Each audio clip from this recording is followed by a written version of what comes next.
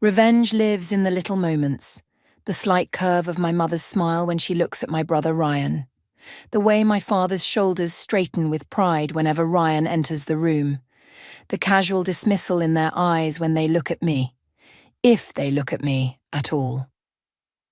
I'm Kylie, and I've spent 24 years being the family's afterthought. Today, though, everything changed.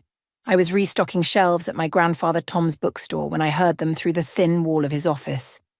My parents' voices discussing the future of this place like they owned it. Ryan needs this opportunity, Linda. The bookstore's prime location would be perfect for his business venture. My father's voice carried that familiar tone of absolute certainty. But what about Tom? And Kylie? She practically lives here. At least my mother remembered I existed. Tom's getting older. He'll understand this is for the best. And Kylie? Well, she needs to find a real career anyway. This isn't a long-term solution. My hands trembled as I gripped the book I was holding. The leather-bound cover dug into my palms, its familiar scent of aged paper suddenly suffocating. Ryan's business plan is solid, my mother said. He's always been so good with money. I almost laughed out loud. If only they knew about the credit card statements I'd discovered last week while helping Sophia organize their home office. But Ryan's wife had begged me to keep quiet, her eyes wide with fear and something else. Shame, maybe, or resignation. "We'll talk to Tom next week," my father declared. "The sooner we get this sorted, the better for everyone." I stepped back from the wall, my mind racing. The bookstore wasn't just some property to be traded away. It was my sanctuary, the only place where I felt truly seen. Grandfather Tom had built this place from nothing, curating every section with care and wisdom. Now they wanted to tear it all down for Ryan's latest scheme. The bell above the door chimed, and Ryan himself walked in, all confident smiles and designer suits. "Hey, sis, is Dad here? I thought I saw his car outside." I stared at my brother, seeing him clearly for the first time. The perfectly styled hair, the expensive watch, the practiced charm, all of it built on lies and our parents' blind devotion. "They're in the office," I said, my voice steady despite the storm brewing inside me. "Planning your next big success, I assume?" He caught something in my tone, his smile faltering for just a moment. "You okay, Kylie? You seem tense." "I'm fine." I shelved the book with deliberate care. "Just thinking about the future. You should come work for me when my new business opens," he offered, so casually generous. "I could use someone detail-oriented like you." The irony was almost beautiful. He had no idea I knew about his mounting debts, or that his last two ventures had failed spectacularly. No idea that I'd been quietly documenting everything, building my case piece by piece. "Thanks, but I'm happy here," I said, watching him head toward the office. As he disappeared inside, I heard the murmur of excited voices, the familiar sound of my family planning my life without me. I pulled out my phone and texted Sophia. "We need to talk. Tonight." The response came quickly. "Please don't tell them. Ryan says this time will be different." I looked at the shelves around me, at the legacy my grandfather had built, at my own dreams taking root here. Then I glanced toward the office, where my family was probably already dividing the spoils. This time would be different, all right. Just not in the way they expected. The family dinner table had always been a battlefield, but tonight the tension could slice through steel. Mother had outdone herself, serving Ryan's favourite pot roast on her best china, while father poured the expensive wine he'd been saving. All for my brother's big announcement. I pushed my food around the plate, watching Sophia fidget with her napkin. She hadn't touched her wine. "So," Ryan cleared his throat, commanding attention like he always did. "The business plan is complete. We're looking at a prime location downtown, right in the heart of everything." "That's wonderful, sweetheart," Mother beamed. "Mark, didn't I tell you Ryan would make something of himself?" I set down my fork with a quiet clink. "What exactly is this business, Ryan?" He flashed that practiced smile. "It's a tech startup. We're developing an app that will revolutionize the way people shop locally. Like the social media platform you tried last year." The words slipped out before I could stop them. Sophia's hand tightened around her water glass. Father's expression darkened. That was different, Ryan said smoothly. This time we have serious investors interested. Actually, that's why we needed to discuss the bookstore. I just got the quarterly numbers from Grandfather Tom, I interrupted. The bookstore's doing better than ever. We're up 15% from last year. Mother waved her hand dismissively. Darling, that's wonderful, but it's such a small operation. Ryan's talking about real business here. Real business?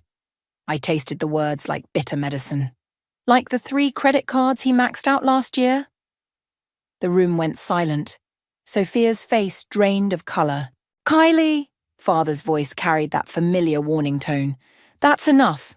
No, it's not enough. I pulled out my phone, hands steady despite my racing heart. Would you like to see the statements? Or maybe we should talk about the second mortgage on Ryan and Sophia's house? Ryan's charm cracked. You've been going through our personal information. Someone had to. I met his gaze. Before you convince them to throw away Grandfather's legacy on another one of your schemes. That's not fair, Mother interjected. Your brother is trying to build something important.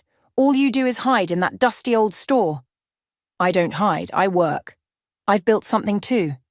But you've never once asked about it, have you? Father stood up, his chair scraping against the floor. This is exactly why we worry about you, Kylie. This bitterness, this jealousy. Jealousy? I laughed, the sound sharp and foreign. I'm not jealous, I'm terrified.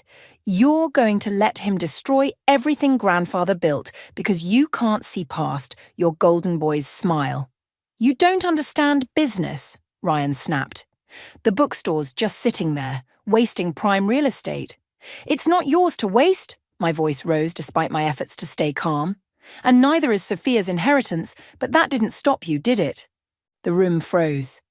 Mother's fork clattered against her plate. What inheritance? Father asked slowly. Sophia stood up abruptly, her chair toppling backward. I need some air. She fled the room, leaving behind the heavy scent of her perfume and the weight of unspoken truths. Ryan's face had turned an interesting shade of grey. That was private information between my wife and me. Like the business loan application you forged her signature on? Mother pressed her hands to her temples. Ryan, what is she talking about? Nothing, he said quickly. She's making things up because she's jealous of my success. What success? I pulled out another document from my bag. Show them your real business plan, Ryan. Show them how you're planning to use Grandfather's store as collateral for a loan you know you can't repay. The silence that followed was deafening. I stood up, my appetite long gone. I'm not trying to hurt anyone, I said softly. I'm trying to stop us from losing everything, but you all need to wake up and see what's really happening. As I walked out, I heard Mother starting to cry and Father demanding explanations, but it was the sound of Ryan's chair scraping back that made me hurry. I had more evidence at home, more proof of his deceptions. This was just the beginning. Grandfather Tom's hands shook as he read through the loan documents I'd discovered. The morning light filtered through the bookstore's dusty windows, casting shadows across his weathered face. He forged Sophia's signature. His voice carried a weight I'd never heard before. And that's not all. I spread out the rest of the papers across his desk. Look at these projections for his new business. The numbers don't add up. He's promising investors impossible returns. Tom removed his reading glasses, rubbing his temples. Does Ryan know you have these? The bell above the door chimed. Through the office window, I watched Sophia enter the store, her designer purse clutched tight against her chest. She looked like she hadn't slept. I'll handle this, I told Tom, squeezing his shoulder before stepping out to meet her. We need to talk, Sophia said, her voice barely above a whisper. Ryan's meeting with the bank today. He's going to try to use the store as collateral. My stomach clenched. He can't. He doesn't own it. He has papers showing your parents' intent to purchase and letters from potential buyers. She glanced around nervously. He's desperate, Kylie. After what you revealed at dinner? The store's phone rang, interrupting us. Tom answered it in his office, and I watched his face darken. It's your father, he called out. They're on their way here. Ryan's with them. Sophia's hands started trembling. I should go. Stay. I caught her arm. You need to tell them everything about the inheritance, the forged signatures, all of it. I can't. Tears welled in her eyes. He's my husband. I love him. Then help me stop him before he destroys himself and everyone else. The bell chimed again. Ryan strode in first, followed by our parents. He wore his most expensive suit, the one he saved for important meetings. Mother's eyes were red-rimmed, but her chin was lifted in that familiar stubborn angle. What are you doing here? Ryan demanded, seeing Sophia. The same thing I'm doing, I said, stepping between them. Trying to save this family from your lies. Father moved forward, his face tight with anger. Enough! Tom, we need to discuss the sale. Ryan has buyers lined up who... I'm not selling. Tom's voice carried across the store, firm and clear. And I never planned to. Mother's composure cracked. But we discussed this. Ryan needs to face reality, I cut in, pulling out the documents. Look at these, Father. Really look. The forged signatures, the cooked books, the lies about investors. Ryan lunged for the papers, but Sophia moved faster, snatching them away. Tell them the truth, she pleaded, about everything, please. You're all against me, Ryan snarled. You've always been jealous, Kylie, and now you've turned my own wife. I turned no one. Your actions did that. I met his gaze steadily. The bank called this morning, didn't they? That's why you're here. They found problems with your loan application. The colour drained from his face. Is this true? Father asked, his voice dangerously quiet. Before Ryan could answer, the bell chimed one more time. Olivia, Sophia's cousin, walked in carrying a thick folder. I brought what you asked for, she said to Sophia. The records from the investment account your grandmother left you, the one that's been emptied. Mother sank into a nearby chair. Father grabbed the folder, his hands shaking as he opened it. I was trying to build something, Ryan said, his voice cracking. To make you proud, to be worthy of... Of what? I asked softly. Their love? You already had that. All of it. Always. The silence that followed felt like glass about to shatter. I watched my brother's carefully constructed world crumbling around him, and for the first time, I felt no satisfaction. Only a deep, aching sadness for what we'd all lost. There's more, Sophia whispered, reaching into her purse. And you all need to see it. The morning light grew stronger, illuminating the dust motes dancing between us like tiny stars falling from orbit. In that moment, I realized there would be no going back from what came next. Only through. The envelope Sophia pulled from her purse landed on the counter with a weight that seemed to pull all the oxygen from the room. Inside were more documents, not copies, but originals. Bank statements, legal papers, and photographs. I found these in Ryan's office safe last night, she said, her voice barely steady, after everyone left the dinner. Ryan's face went from pale to ashen. Those are private. Private like the trust fund you emptied, I asked, spreading out the papers. Or private like the shell company you created in grandfather's name? Father snatched up one of the documents, his reading glasses trembling as he adjusted them. This can't be right. These signatures are forgeries, Olivia finished. All of them. I had them verified this morning. Mother stood frozen, one hand pressed against her chest. Ryan, tell them this isn't true. Tell them. What choice did I have? Ryan's voice cracked like thin ice. You always expected so much. Excellence, success, the perfect son carrying on the family legacy. By stealing it? I couldn't keep the bitterness from my voice. By destroying everything grandfather built? I was trying to save it. He slammed his fist on the counter, making us all jump. The bookstore's barely breaking even. E-commerce is killing retail. I could have transformed this place into something sustainable. That's not true. Tom's quiet voice cut through Ryan's justifications. Show them the real numbers, Kylie. I pulled out the store's financial reports, the actual ones, not the doctored versions Ryan had been showing our parents. We're not just surviving, we're growing. Local author events, rare book acquisitions, community programs, all your little projects, Ryan sneered. Playing shopkeeper while I tried to build something real. Real? Sophia's laugh held no humour. Like the investment properties that don't exist? Or the startup companies that are just empty offices with your name on the lease? The photographs spilled across the counter.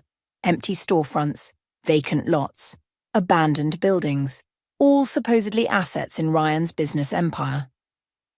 Father sat heavily in one of the reading chairs. How much? He asked. How much did you take?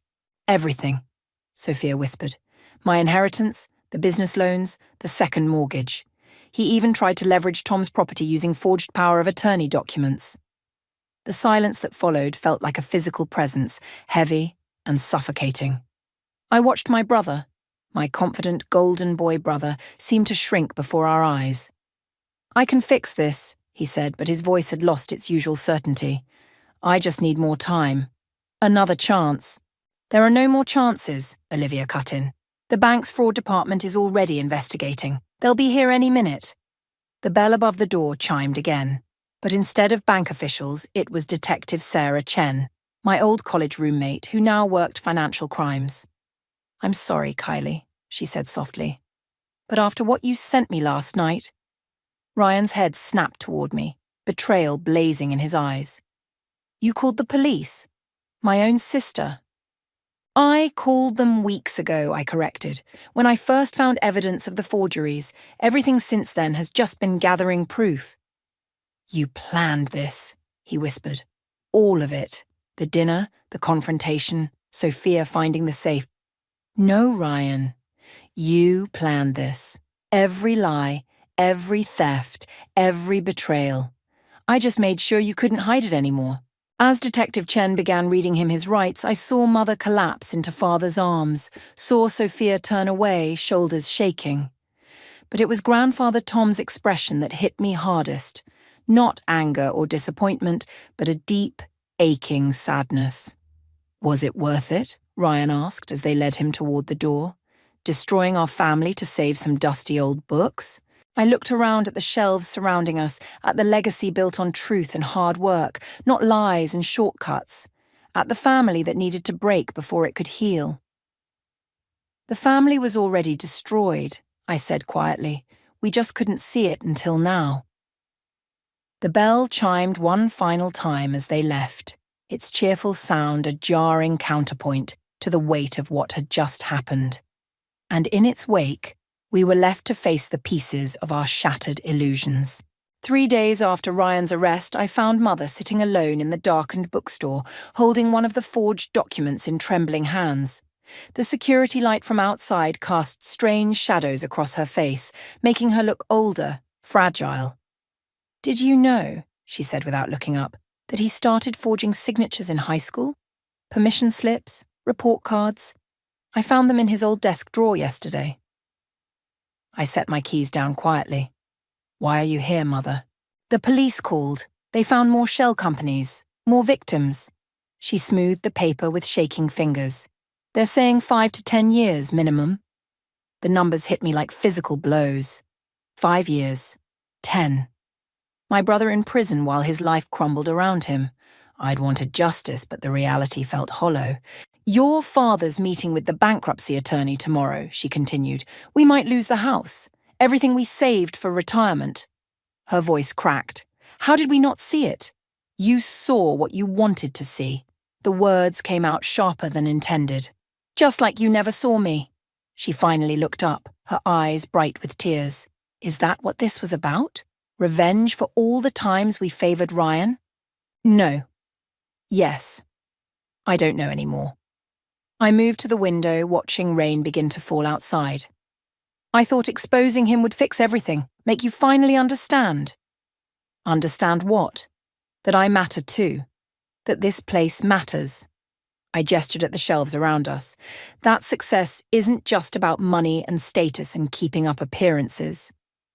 The store's phone rang, startling us both. I answered it, recognizing Sophia's number. He's asking for you, she said without preamble. He says he'll tell the police everything, but only if you come.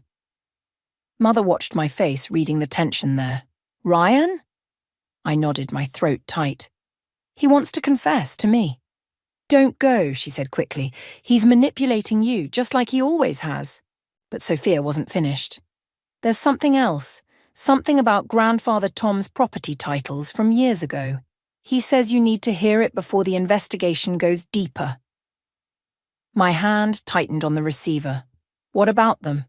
He wouldn't say, just that it changes everything. After I hung up, Mother touched my arm. Whatever he's planning, don't let him drag you back into his games. What if it's not a game? What if there's more we don't know? There's always more with Ryan. That's how he keeps control. I pulled away from her touch, moving toward the office where Tom's property records were kept. I have to know. Kylie, please. Her voice held a note I'd never heard before. Fear. I've already lost one child to this mess. I can't lose you, too. I paused, hand on the office door. You never had me, Mother. Not really. I was always just Ryan's sister. The spare. The afterthought. That's not true. Isn't it? I turned back to her. Name one dream of mine you supported. One achievement you celebrated without comparing it to Ryan's. Her silence was answer enough.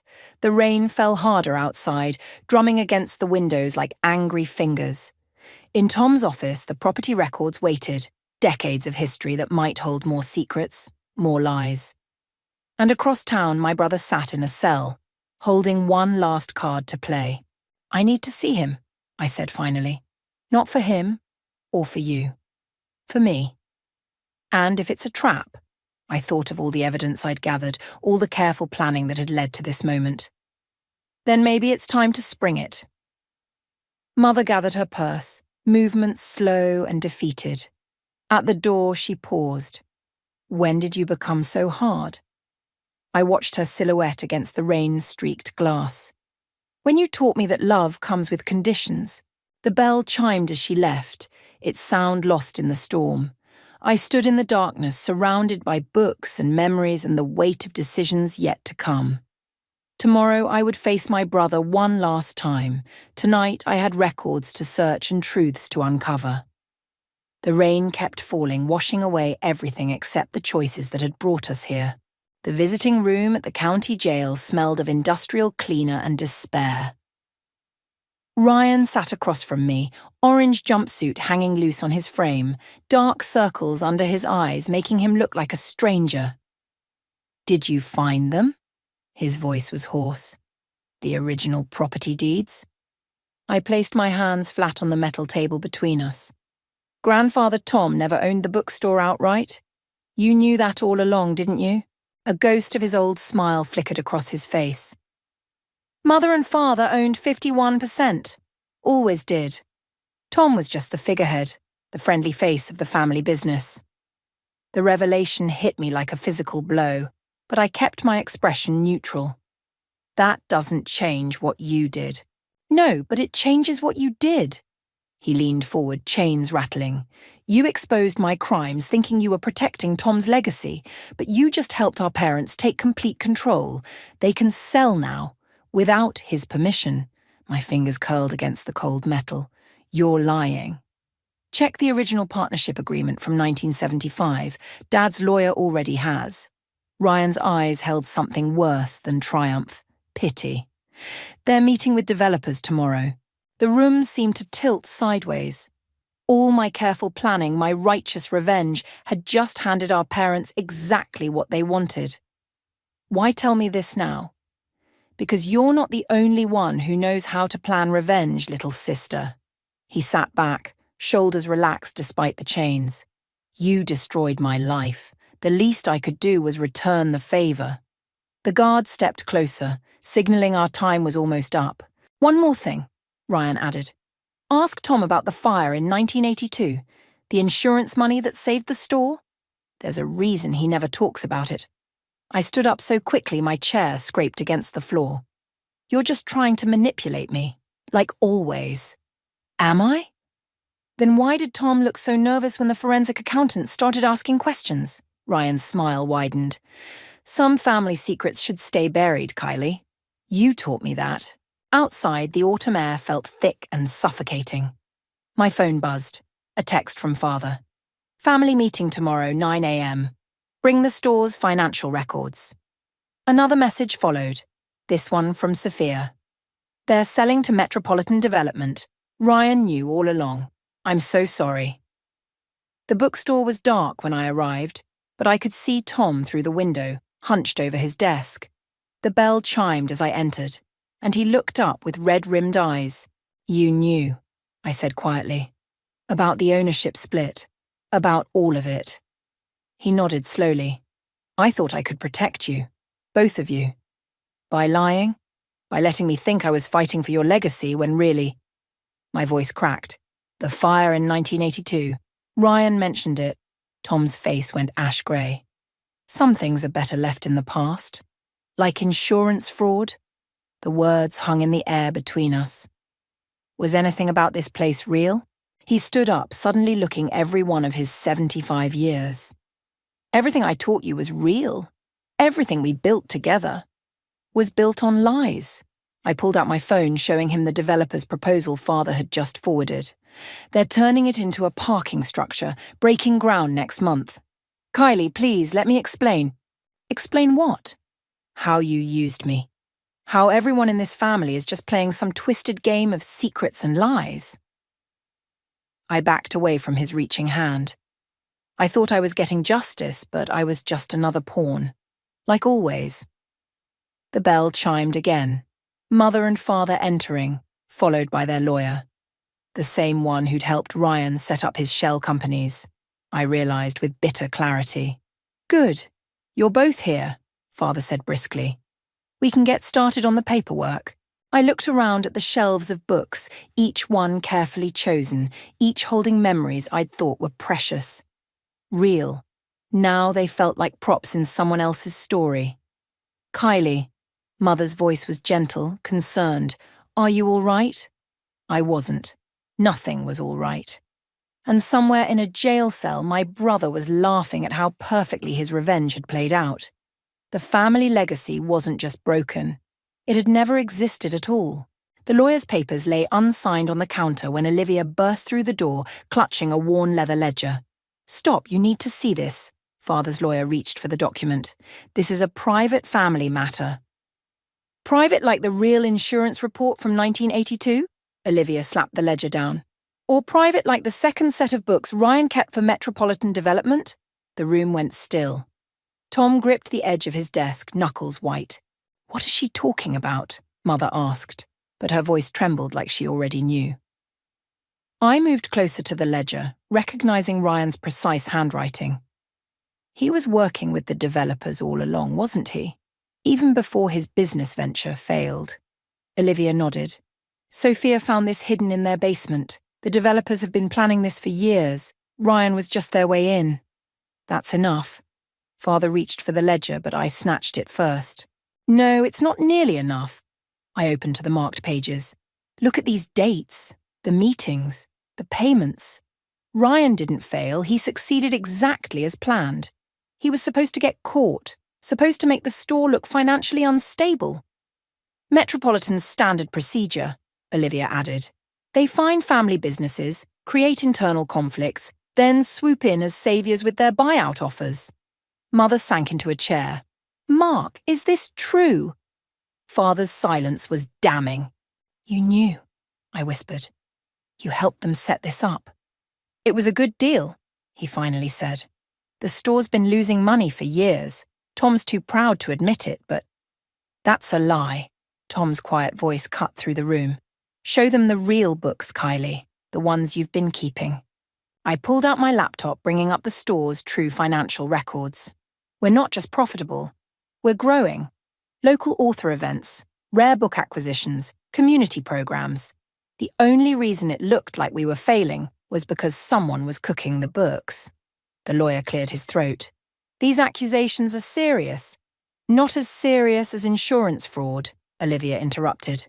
Or should we discuss how convenient that fire in 1982 really was? Tom stood up straighter. I set that fire. Grandfather, don't. No more lies. His voice was steady.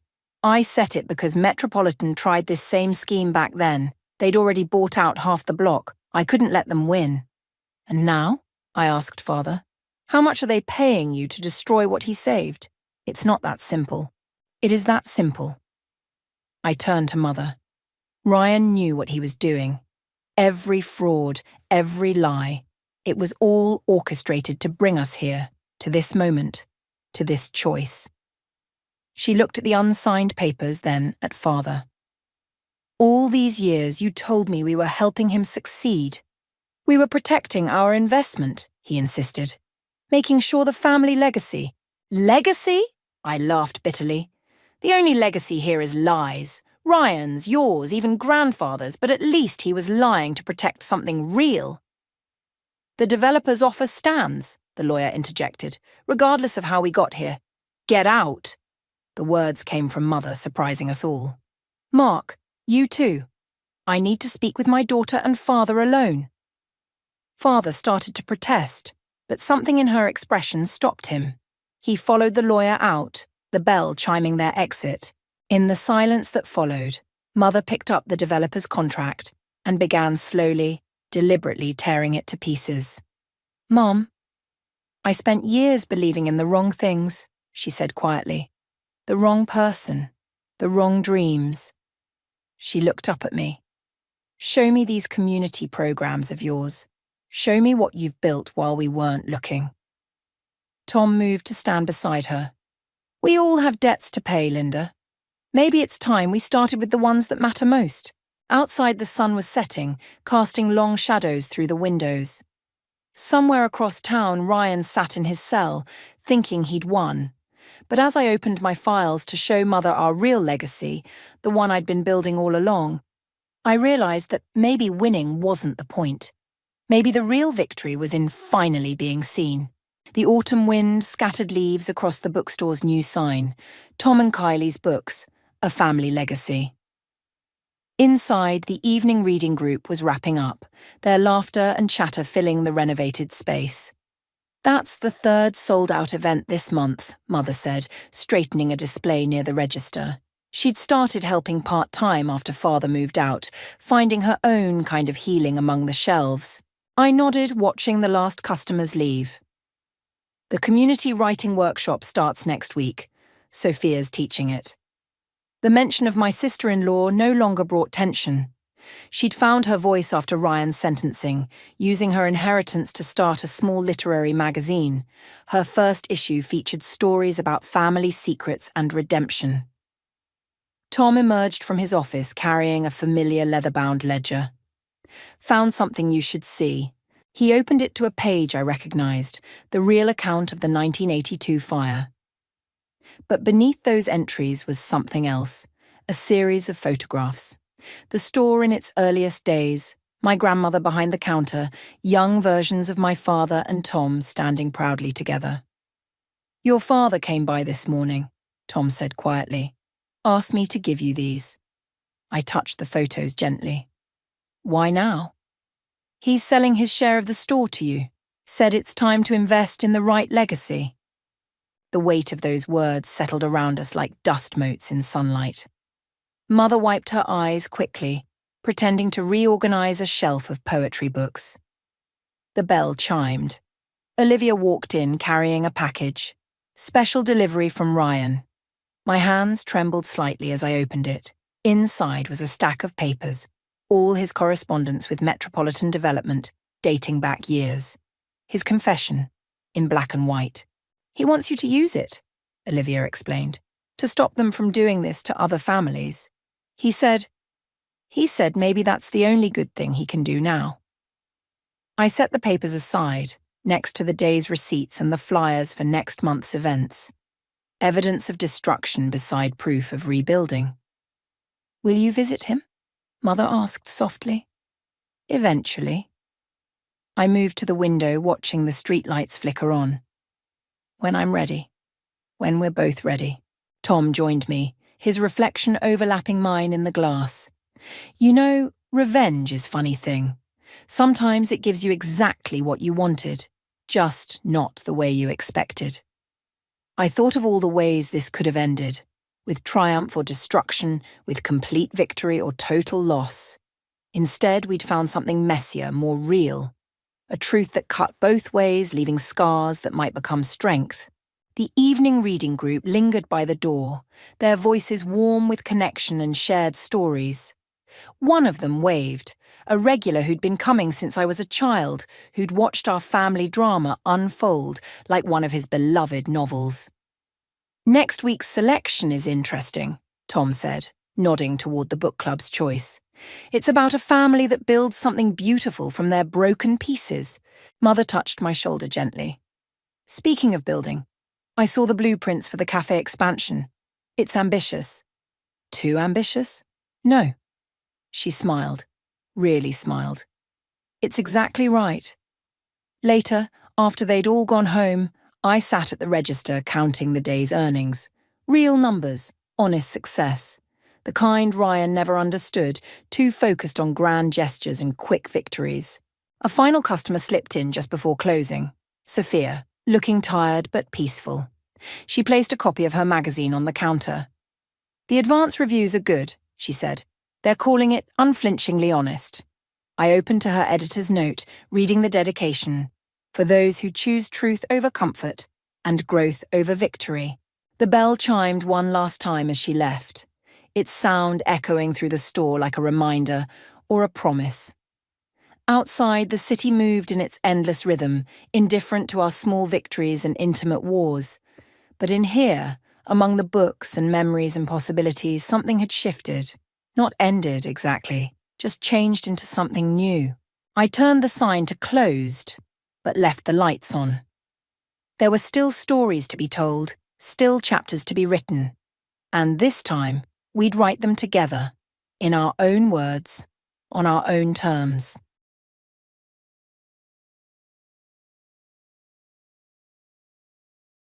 The wife's money is the husband's money. It's common sense for a wife to serve her husband, right? So you'll be using your credit card for today's payment. If you don't obey silently, I'll divorce you. With a sinister smirk, my husband, Scott, whispered to me. He had booked a luxury restaurant without my knowledge and gathered 15 family members, insisting on paying with my credit card. That was a card he had stolen from me. It was an unbelievable situation, but I remained utterly calm. The wife's money is the husband's money? It's common sense for a wife to serve her husband? I've never heard such a thing, but it doesn't concern me. Because I've been single for a month now. Huh? What nonsense are you talking about? When did we get divorced? Don't lie because you're upset. Well, you don't have to believe me. I'm just stating the facts. And I have one more important thing to tell you. The credit card you stole from me? It's already canceled. You really are foolish for booking a luxury restaurant without knowing that. Huh?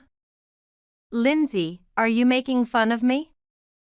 I'll really divorce you. Scott yelled in anger, but I was still calm because I knew everything.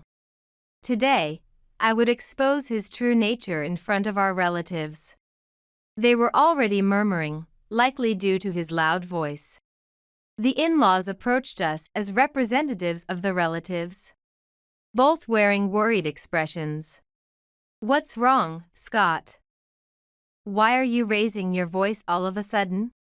That's right. We're not the only ones here. There are other customers around. Lindsay, your face looks scary. What happened? Scott looked at me, his face saying, "Don't say anything."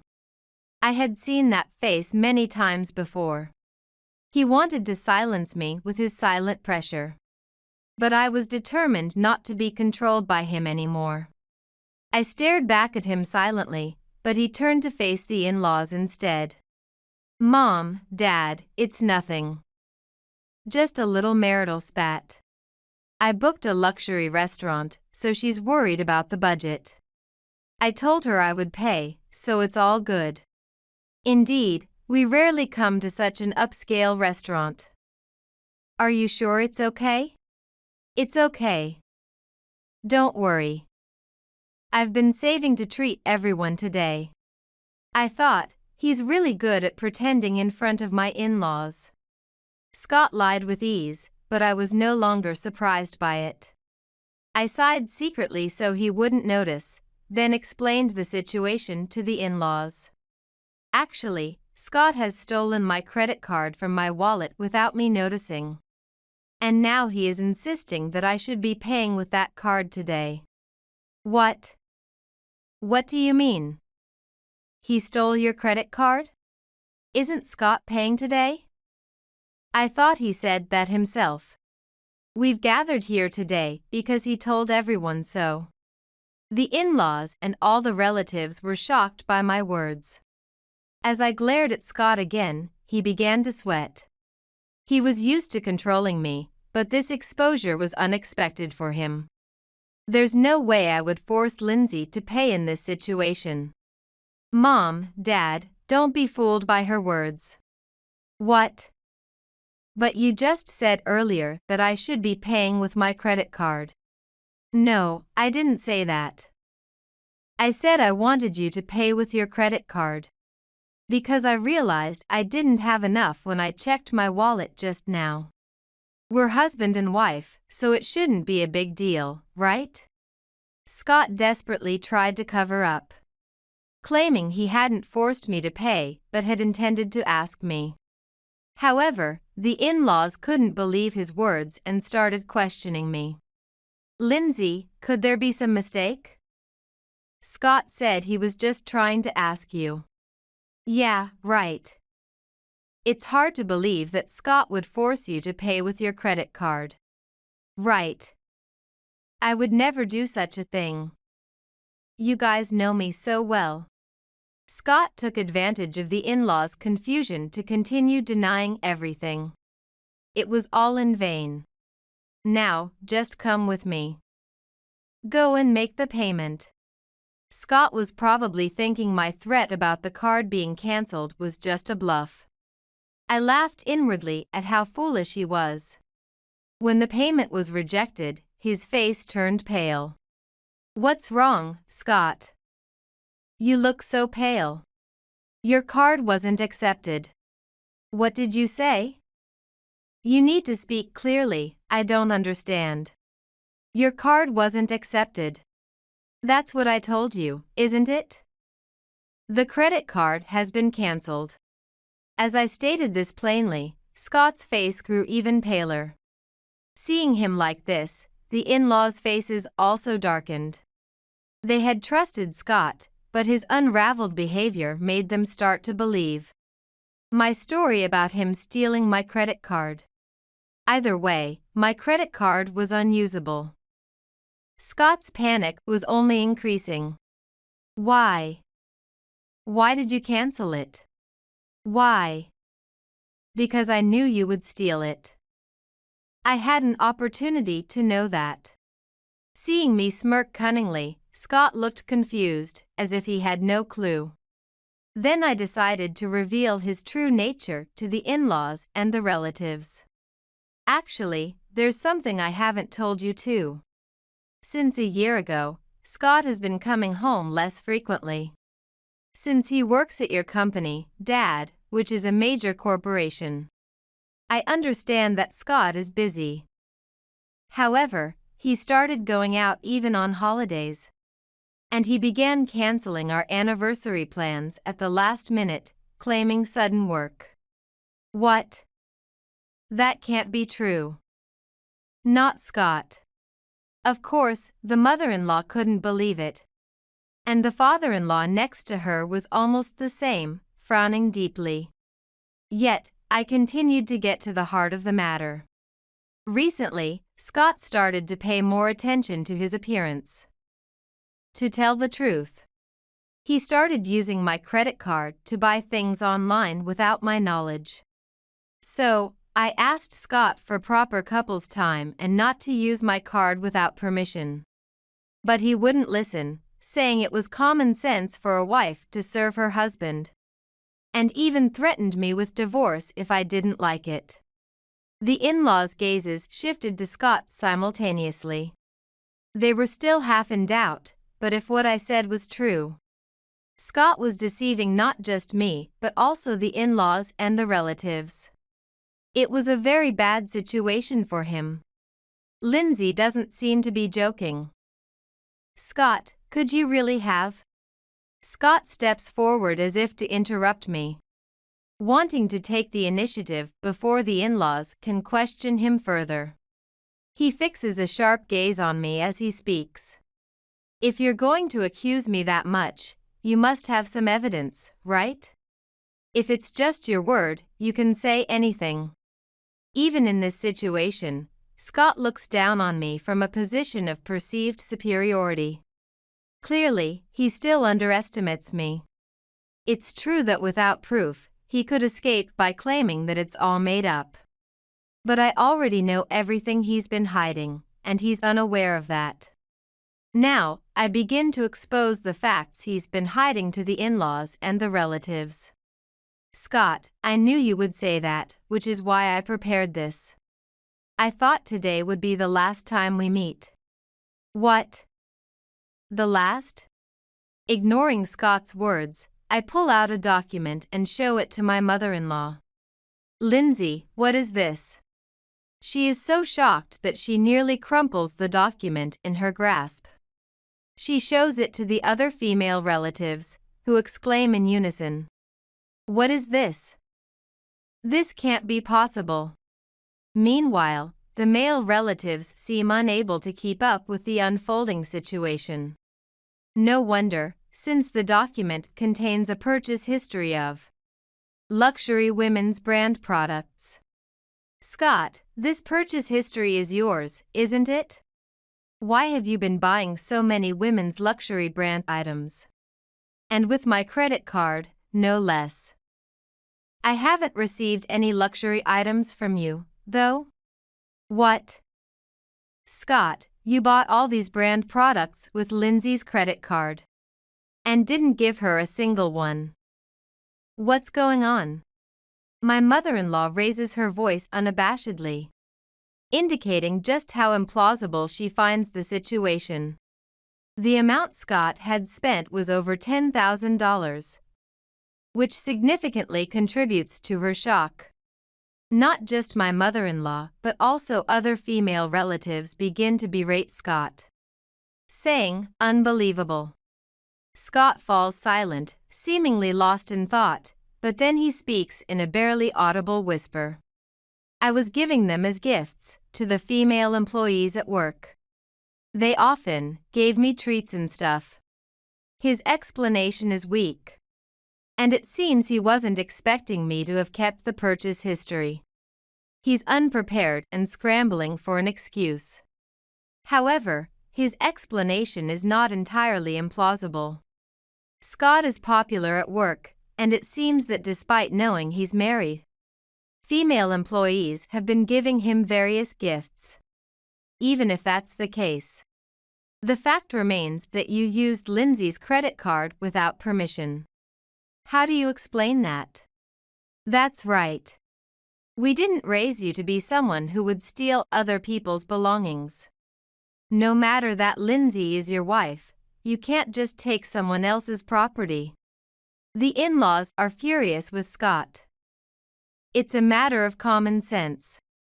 No matter the relationship between husband and wife, there are things one simply does not do. Well, everything is over now. I have nothing more to say. Lindsay, no. You can't let Scott off the hook like that. That's right. Scott. You have something to say to Lindsay, don't you? Sorry, Lindsay, for using the credit card without asking. I just really wanted to give something back to the girls who had been kind to me. Scott, perhaps realizing he had provoked his parents' ire, admits to using my credit card and apologizes. He even shows a semblance of repentance, promising never to do it again. His apology is vehement. Watching this, the in-laws and relatives seem to accept his apology, albeit with some disbelief. But I'm the only one smiling inside because I know his apology is just an act. Without being pushed to his limits, Scott will continue to lie and make excuses. But I won't let that happen. With a mischievous grin, I slowly pull out my smartphone. Let's peel off his disguise. Surface-level apologies won't cut it. Can you say the same after hearing this? The moment Scott's gaze shifts to me, I press the play button. As the audio begins to play, his body starts to shake. Don't worry, Emma. I'm divorcing her and will be with you. Really? Scott, you're not lying, right? Right, it's true. You're much kinder and cuter than that dried-up woman. Scott, thank you. The in-laws and relatives are in an uproar. The recording is of a conversation between Scott and his mistress, Emma. She's so dumb. She doesn't even realize I'm using her credit card. Poor wife, huh? It's okay. She deserves that treatment. After all, she's just a maid at home. Wow, that's harsh. The recording continues unabated. In his conversation with his mistress, Scott belittles his wife, me, and clearly indicates his intent to leave me. As you've just heard, Scott has been having an affair with a woman named Emma. He was gifting her the luxury brands. He hid this and lied in his apology. This can't be forgiven, right? No, it's not true. I didn't do that. Then who is the woman in this recording? She's a younger colleague at work. I often give her advice. How do you explain the conversation, then? Lindsay must have made this to frame me. Nowadays, you can do anything with computers. Please stop making such misleading stuff. In front of the in-laws and relatives, Scott panics but refuses to admit to the affair. In the end, he claims the recording is a fabrication by me. Really, he has no shame. Scott, enough. That's clearly your voice. It doesn't sound like something made up. That's right. And to treat your dear wife, Lindsay, as if she's just a maid, what is that about? Wait. It's really not true. Lindsay is trying to frame me, to trouble me. As the in-laws chastise him, Scott turns to them, claiming it's all my solo act. Hoping perhaps to garner some sympathy.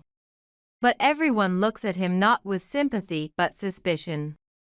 Unaware of how ludicrous he appears, Scott continues to rant. Meanwhile, I slam a document in front of him amidst the relatives. What? Alimony demand paper. Yes, that's right. I'm demanding alimony from you. It's only right that you take responsibility. This document was prepared by my lawyer. With Scott's face turning pale, I explain that I already have proof of his infidelity. I also reveal that I have been in contact with his mistress, Emma, without his knowledge. What? Are you serious? You met Emma. I told her that I would report this to the company unless she told me the truth. And she cried and begged me not to.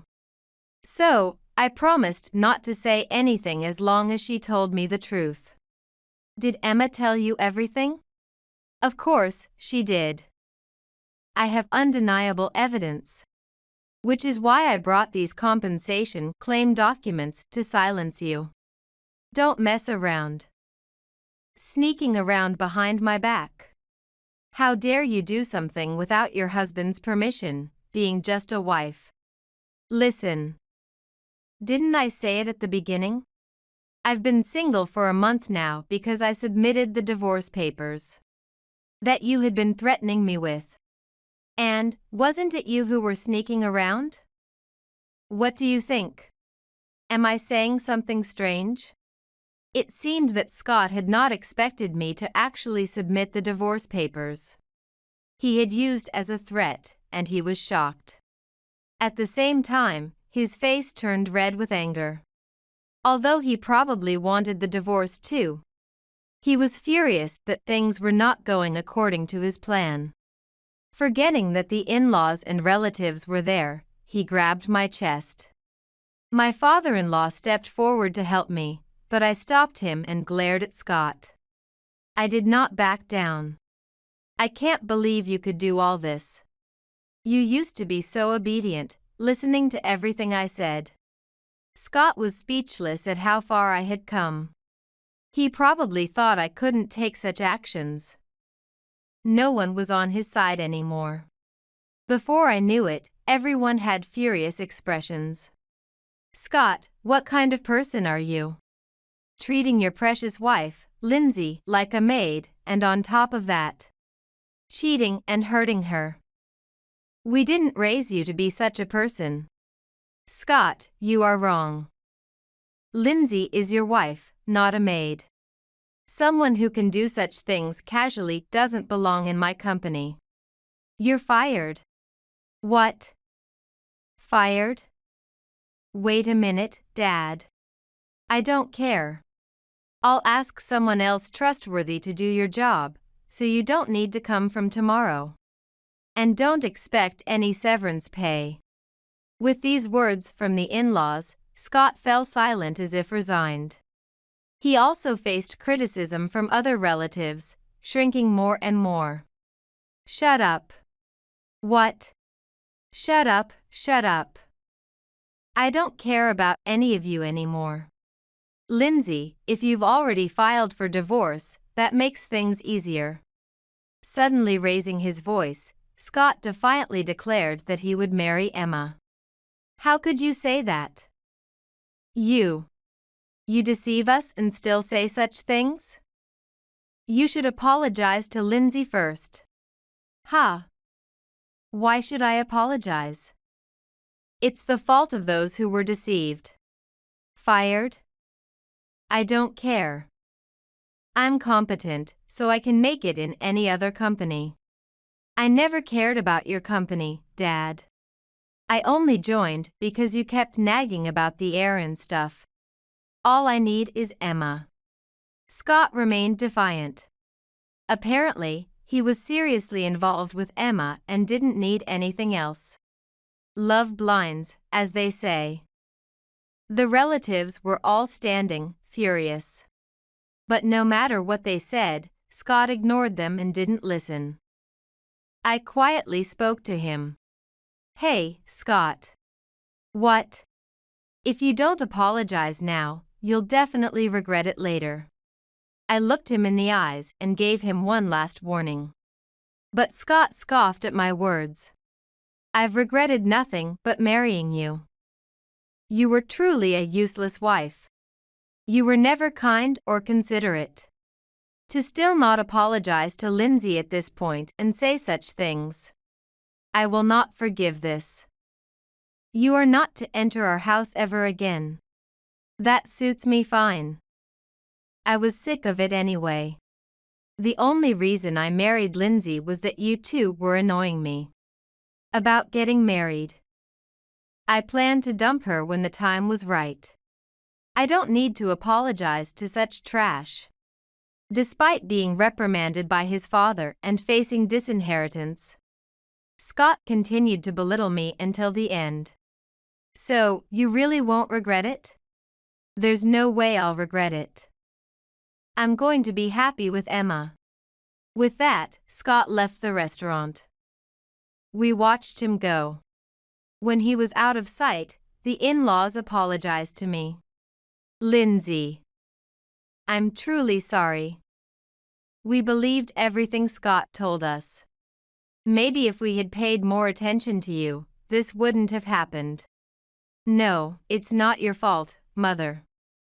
It's also my fault for not telling you. Lindsay. We'll surely reach Scott. I promised to make him take responsibility. Thank you. But you don't need to do anything. I smiled reassuringly at them. The in-laws and relatives looked puzzled, wondering why. You'll probably understand why soon. The in-laws and relatives were confused, but I knew Scott would definitely come to regret his actions. A few days later, my ex-husband returned to our home in a panic. "Hey, what's going on? What could you possibly mean?" "Emma, she's disappeared. I can't reach her no matter how much I try." "Oh, that's unfortunate. Lindsay, do you know something?" With conviction, my ex-husband spoke.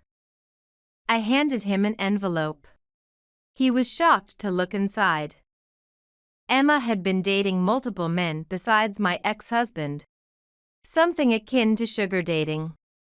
The envelope contained photos of Emma on dates with other men, entering hotels. I told him what I had learned when I visited Emma. "Emma said you were just a cash cow. Apparently, you were at the bottom of her list. It seems she had a real favorite, and she was fully intending to use and discard you." That can't be. Emma would never say that. We truly loved each other. Unfortunately, she didn't love you at all. You were just a wallet to her, just like you intended to discard me. You ended up discarded by her. It's a lie. It's not a lie at all. After hearing all this, my ex-husband's face turned pale as he finally realized the gravity of his situation. For the first time, he sincerely apologized to me. "Lindsay, I'm truly sorry. I was a fool. Please forgive me. Let's start over from scratch. It's too late now. Didn't I tell you before? If you don't apologize, you'll regret it." At that time, I was deceived and infatuated with Emma, but I'm a victim too, please. My ex-husband looked up at me with a face that seemed about to cry, begging for forgiveness. But I felt nothing looking at him. "Oh, I thought it was the fault of the one who gets deceived. Isn't that what you told me and your parents?" At that time, I didn't think Emma was that kind of person. "But you said that having Emma was enough for you. And left me and your parents, didn't you? If you had told me about Emma back then, none of this would have happened." "What are you talking about? You didn't even try to listen to me. Besides, I wanted you to regret it, so I wouldn't have told you even if you asked." My ex-husband's face turned from pale to white, collapsing to his knees and staring at the ground. "What I can't forgive is that you deceived not only me but also your parents and our relatives. I'm sorry. Really sorry. Let's really start over, okay? I truly understand now that I need Lindsay. I'm telling you it's impossible. I have no feelings for you anymore. If you just pay what you owe me, that will be enough." That's so cruel.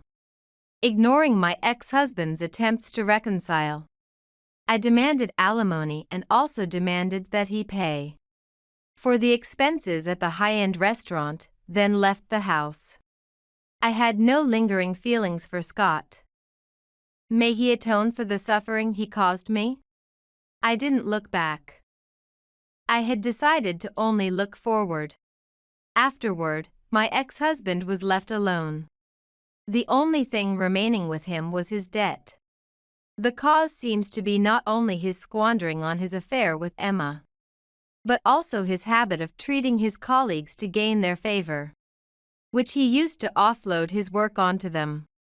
Originally, my ex-husband was not competent, but had used unscrupulous methods to elevate his standing.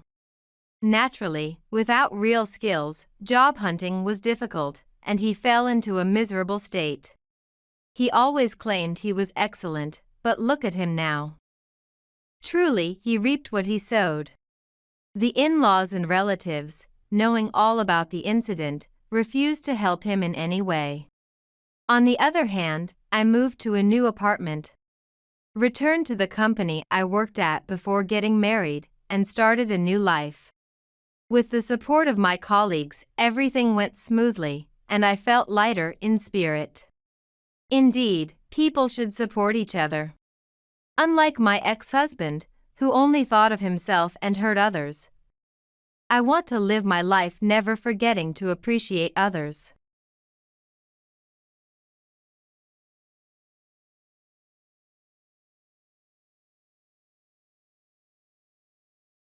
My parents never loved me. There was no reason. If anything, it was just because my younger sister was cuter. The only ones who ever loved me were my grandparents.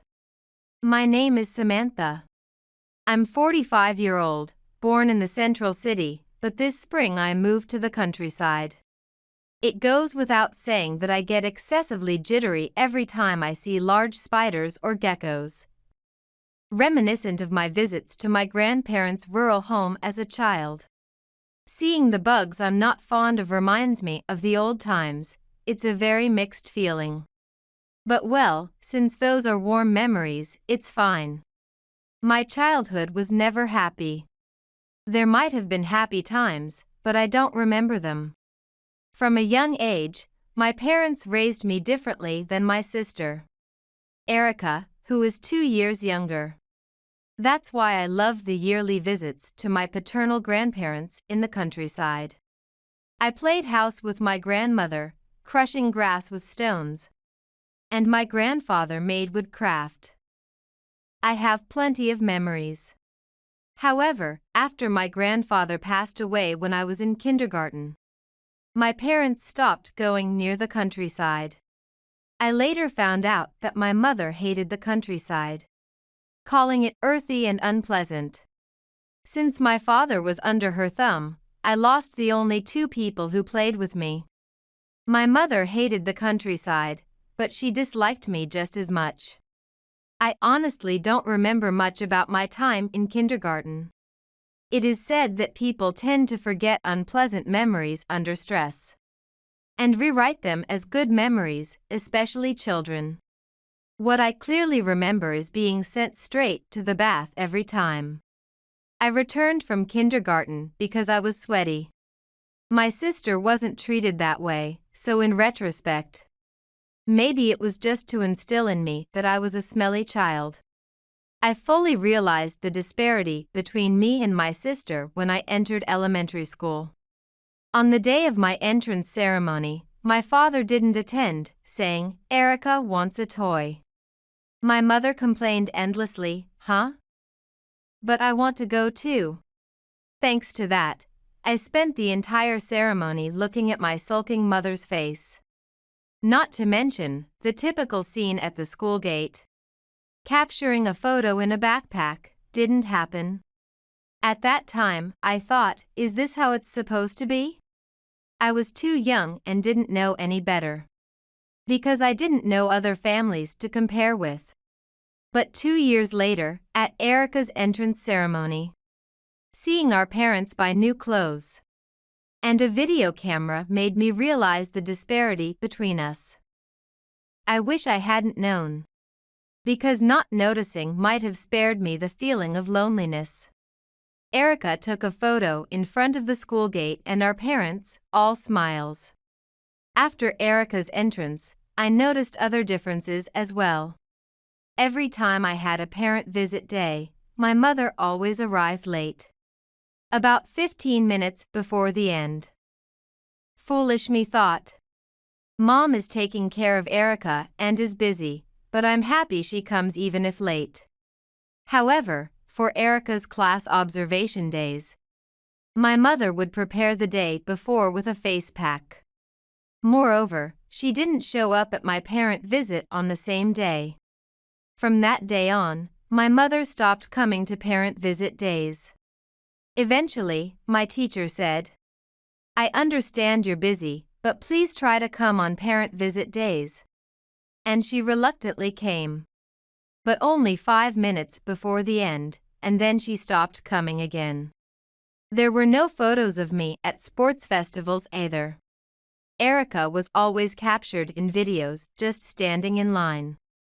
Whether I was dancing or doing anything, I was never preserved as a subject in any photos. My socks were worn until the fabric between the toes hurt. Even when holes opened at the big toes. You can still wear them, I was told. Meanwhile, Erica frequently had her clothes replaced.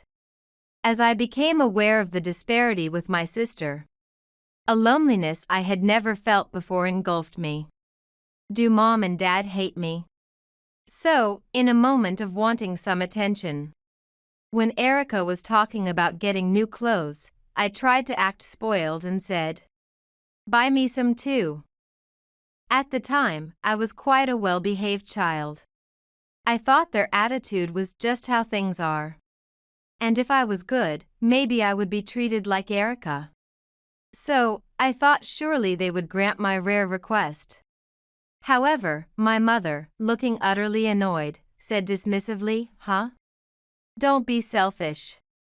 If you keep talking like that, I'll put you in a facility," while snorting with laughter. My father also laughed and said, Hey, that's a harsh joke." "Well, Samantha, you're a good girl, right? Just endure it." At that time, I didn't know what a facility was. I looked up its meaning in a dictionary in the school library, but I still didn't understand. However, from that day on, my mother continued to threaten me with, "I'll put you in a facility," and even I came to know what it meant. I remember that night, tears wouldn't stop. My mother might have intended it as a joke, but for me as a child, it was as shocking as seeing the word despair come to mind. I still don't know why my parents disliked me so much. But I've heard that when siblings are close in age, parenting can be difficult, and gradually the younger child may seem cuter. Perhaps my family was a typical example of this. Regardless of my mother's true intentions, fearing that someday I might really be put in a facility, I became obedient to her. Then, one day when I was returning from elementary school with Erica, she stumbled on a stone and fell, injuring her knee on an awkwardly shaped drainage ditch. When I carried Erica home on my back, my mother was terribly upset and rushed her to the hospital. That night, I was yelled at by my mother, who was sobbing. "Why did Erica get hurt when you were with her?" Reflecting now, I was not at fault, and I had done everything I could for my sister. But at the time, as a fourth grader, all I could do was weakly apologize, "I'm sorry." When I inadvertently started to cry, my mother exploded. "We're the ones who want to cry. What if Erica is scarred for good?" My father, while trying to soothe my mother, said, "If it were Samantha who got hurt, I wouldn't have worried. I only walked home with my sister because Mom and Dad told me to, even though I wanted to go home with my friends." That thought swirled in my heart, and from that day, I gradually began to dislike my only sister. Strictly speaking, I didn't hate her. I wanted to get along and thought she was cute. She adored me, but I was just jealous of the affection she received from our parents. I even disliked myself for feeling this way. Why couldn't I love my sister? Why couldn't our family be normal? Consumed by these dark feelings, I lived each day to the fullest. Then, when Erica entered middle school, I was forced to quit the basketball team. It was a parental mandate to come home together. Erica, too, was forbidden from club activities by our overprotective parents because of the injury she suffered that day. I had hoped to be away from Erica in high school, but my sister, who hadn't studied for the entrance exams, was forced to choose a school she was guaranteed to pass into. It was for us to attend the same school. For some reason, our parents wanted me to keep an eye on her, even though we wouldn't be together for the full 3 years. The fact that we had to go home together, just because we were in the same school, was bizarre. But strange parenting wasn't new to us. I wanted to resist, but without the ability to earn money myself, I had no choice but to comply, especially since they threatened not to pay my tuition otherwise. Later, despite Erica having the capability to aim for a higher level school, she enrolled in my high school as per our parents' projected future. At that time, I resented Erica so much that I barely spoke to her. And I don't know what she thought about her own educational path. I only remember that she always seemed timid around me. At school, we were ridiculed for always sticking together.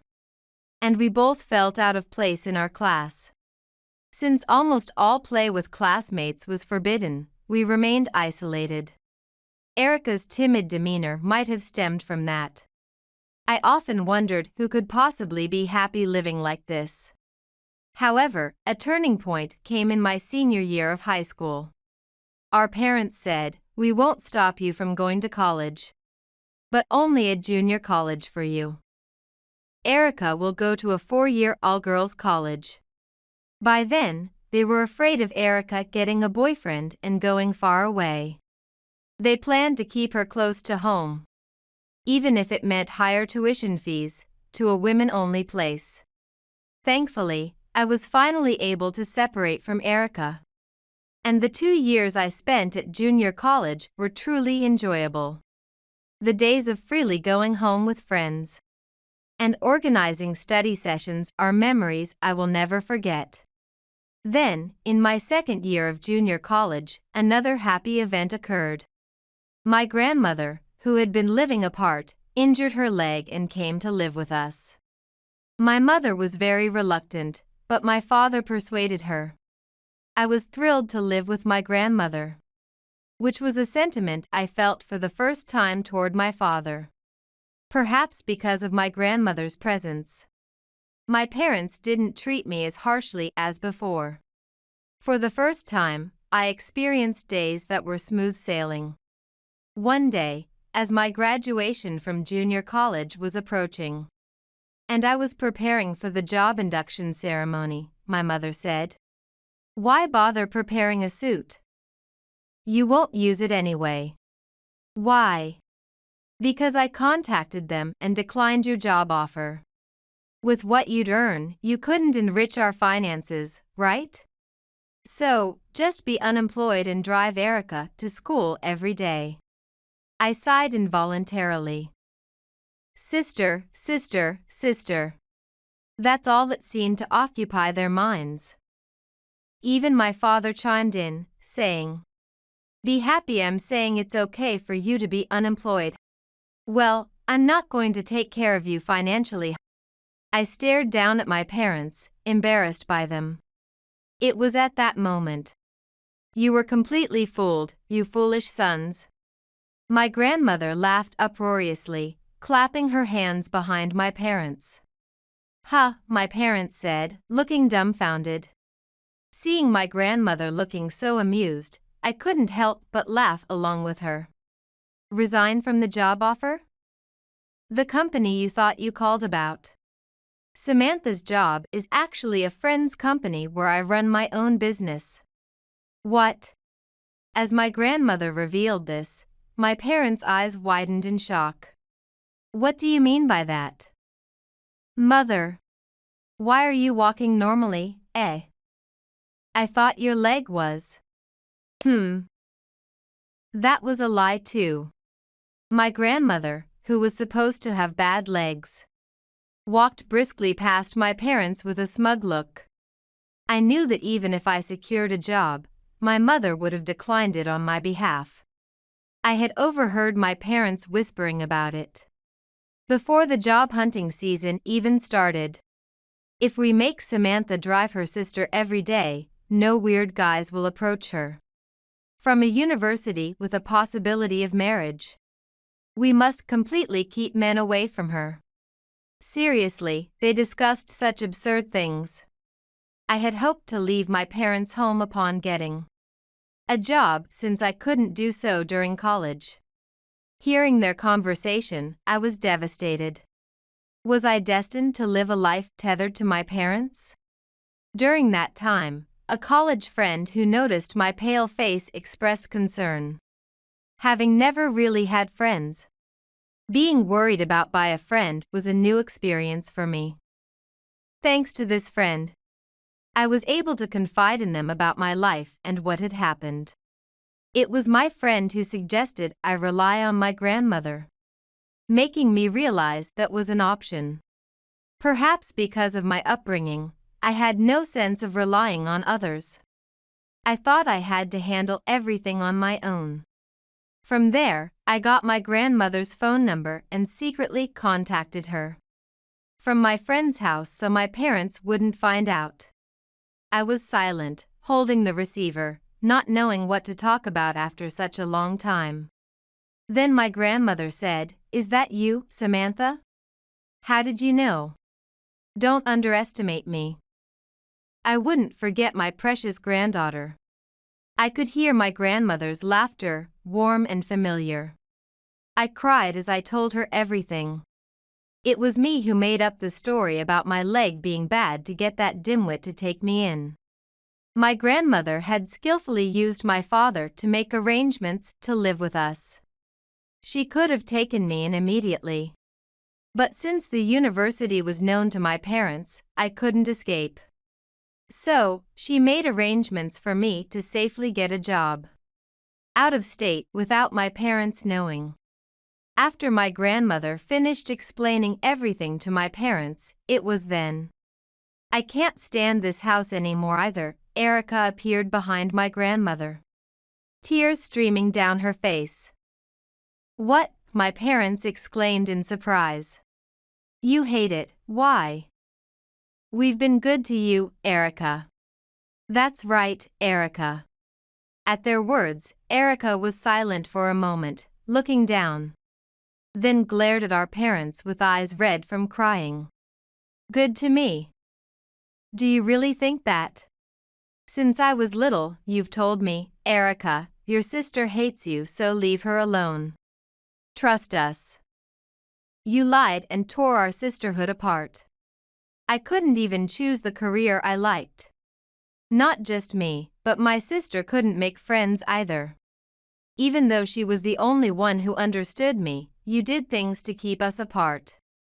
The first thing my grandmother did when she came to our house was listen to my sister's story.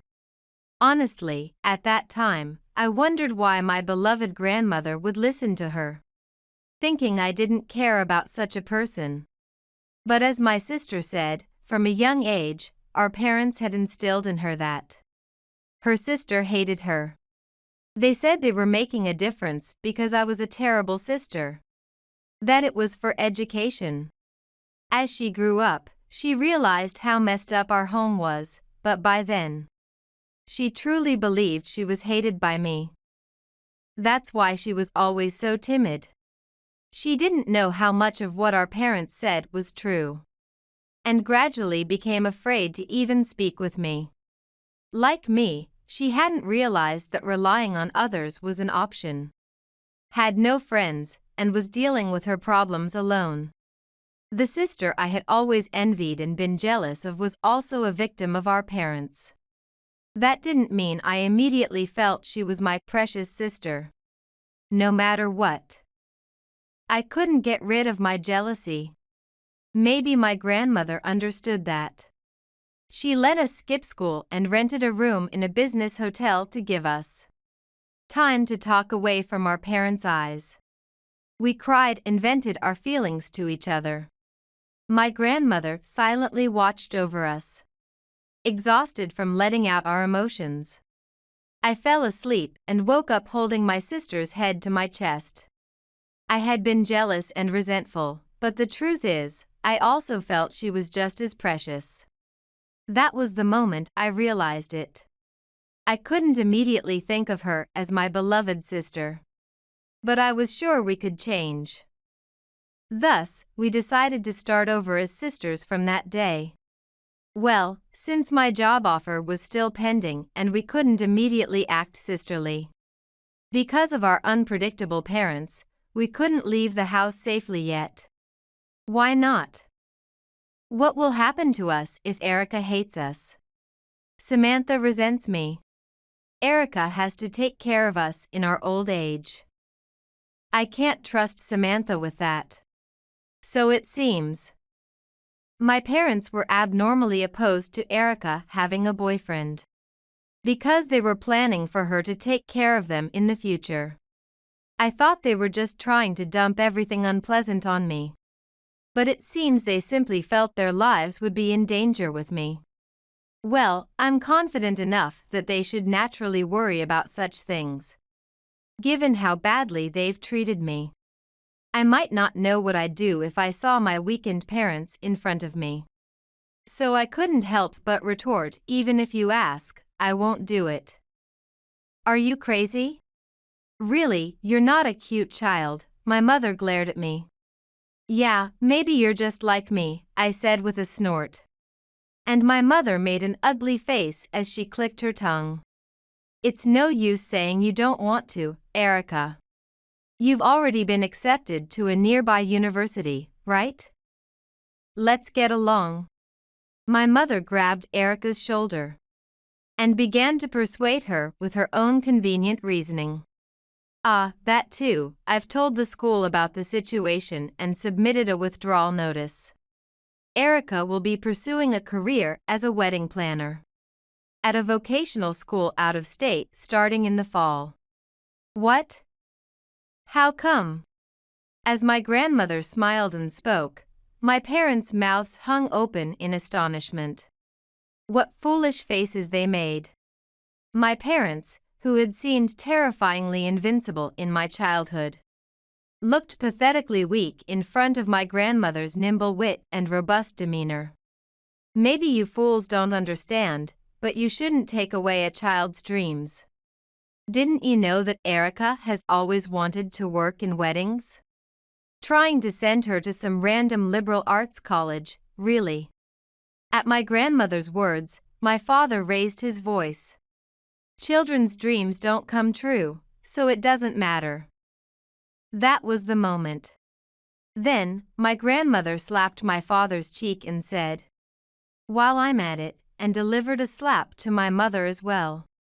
Holding their cheeks, my parents stared at my grandmother like little children. The pain and suffering these two have endured isn't enough with just this. But if you keep talking nonsense, I'll kick you too? Saying that, my grandmother mimed a kick. I was happy that these children had dreams despite such worthless parents. They grew up decently without rotting. I have a responsibility too, for not realizing this situation for a long time. Let me at least help make their dreams come true. See? She said, looking at us sisters and smiling. Hey, we are the parents here. How dare you just decide such things? Parents? Just because you're parents, you think you can do whatever you want? If that's the case, am I free to pour boiling water on that foolish son of yours and just leave him be? My grandmother said with a grin, and from the look in her eyes, it seemed she might seriously do it, causing my father to tremble. Anyway, I'll be the one looking after these children. What? Don't just say whatever you want, Mom. You don't even have the money. Before your father died, he said every time Samantha comes to our house, it seems like her parents don't care much about her. What? Back then, Erica was little and needed a lot of attention. So I thought that foolish wife of yours was just too busy taking care of her.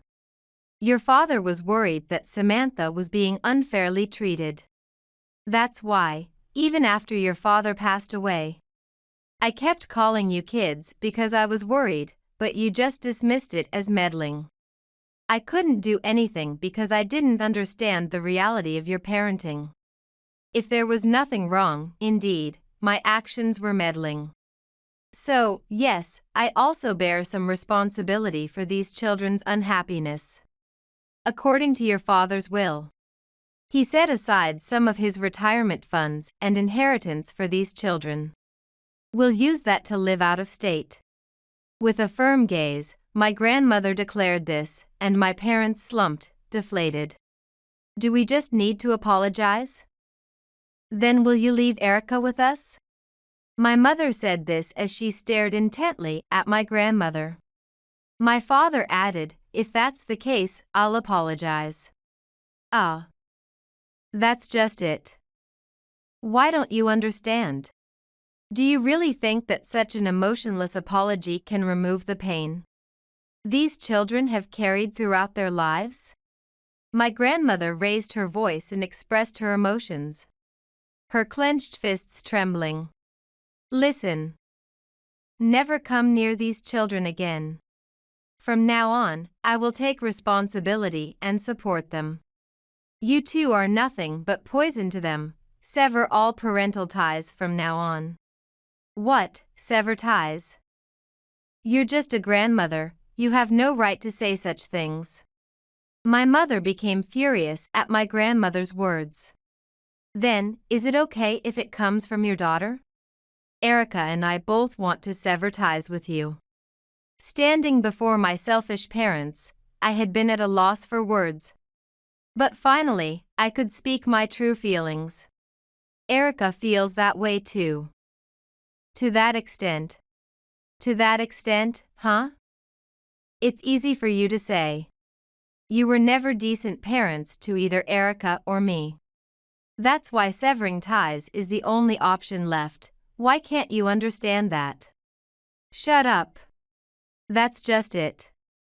You're parents who can't be reasoned with. I knew that, but it's really hopeless. Anyway, we're leaving this house with grandmother. Why, you'll let us know your address, won't you, Erica? Even now, my mother clung to the hope that Erica will surely. Which made me nauseous. My father finally realized there was no more hope. Watching my mother's foolish antics with a pale face. I absolutely refuse. I've always done what you wanted, but no more. Mom and Dad, please forget about me. I never had parents who loved me. You are strangers to me. Erica was a bit shaky, perhaps due to the long-lasting effects of being compliant. She was likely scared. However, looking into our parents' eyes and speaking her mind was impressively courageous, even for my sister. So, today is the last day we're in this house. We already have a new place to live. I'll come back for our things later, but I won't let you near the children, so be prepared. With that declaration, my grandmother took our hands and briskly led us out of the house. From then on, the three of us started living together out of state. There was a vocational school nearby my company that Erica wanted to attend, and my grandmother found us a convenient place to live. At first, being told we could freely interact with each other was honestly a bit awkward. But my grandmother skillfully mediated. It took about half a year, but I think we finally started to have a sisterly relationship. By the time Erica graduated from vocational school, we were going shopping together. And my grandmother and I were her practice partners for job interviews. We had become a good family. The night we celebrated Erica becoming a wedding planner is still a fun memory for us. Recently, my grandmother started asking us more frequently, "Hey, do you girls have someone special in your lives?" with a sly grin. As sisters who were inexperienced with romance, we would blush and exclaim, "Nope."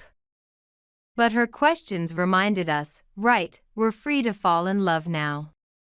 Having been without even friends for so long, romance had felt like something distant. It took a while for both my sister and me to trust others enough to have a boyfriend. By our early 30s, I was 31 and Erica was 29. We each started dating someone we met at work. After a long relationship, we both got married. My husband is a bit older and kindly accepted my family's unusual circumstances. Not with a sense of strangeness, but with empathy.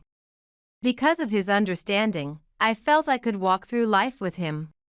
Erica's husband had a similar family background, having been disliked by his parents and raised by his grandparents, who were very kind. He understood Erica's pain because he shared similar experiences. Our traumas were significantly healed by the presence of our grandmother and our husbands. It showed me that wounds inflicted by people can also be healed through new relationships. About our parents, I heard from my grandmother a few years ago that our mother had passed away and our father had become estranged from her after we left the house. Whether out of irritation or loneliness, he developed liver disease due to alcoholism. However, neither Erica nor I attended our mother's funeral or visited our father. It may seem harsh, but we were unsure how they would treat us if we reconnected. Afraid of their potentially twisted attachment, we chose not to see them again. This fear is something only those with toxic parents might understand. I have no regrets. Currently, I am raising two sons, one in middle school and the other in high school. They often argue over silly things like, "Don't read the cartoon magazine I bought before me." Watching them, I think, such foolish sons. But I also find it endearing. We sisters never had such times during our school days. That's why I hope my sons will always be close as brothers. Well, right now one is drawing on the face of his sleeping brother. Yeah, really, stay close. Erica is raising a little girl in elementary school. She's quiet and doll-like, much like Erica was as a child. However, last year, after letting my sons take care of her for a bit, she picked up some strange phrases which was a bit embarrassing to my sister. 2 years ago, our grandmother passed away. After Erica's wedding, she lived with me and cherished us sisters until the end. At the wedding, she cried and told us to be happy. Her last words to us were also about being happy. "Absolutely be happy," she said. Yeah, Grandma. Thanks to you, I think I'm the happiest person in the world. I can say that proudly.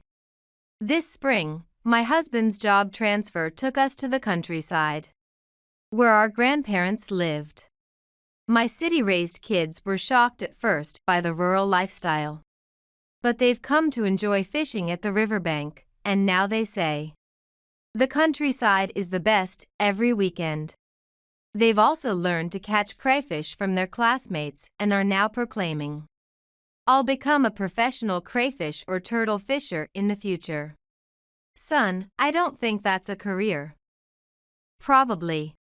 Although my grandmother is no longer with us. When I feel the countryside air, it's as if she's right beside me. Knowing her, she's probably still watching over us from nearby. Watch over us, Grandma, as Erica and I continue to find even greater happiness. Someday when we join you, let's have another girls' night out together. May the future, and the day we join Grandma in the same place, greet us with smiles.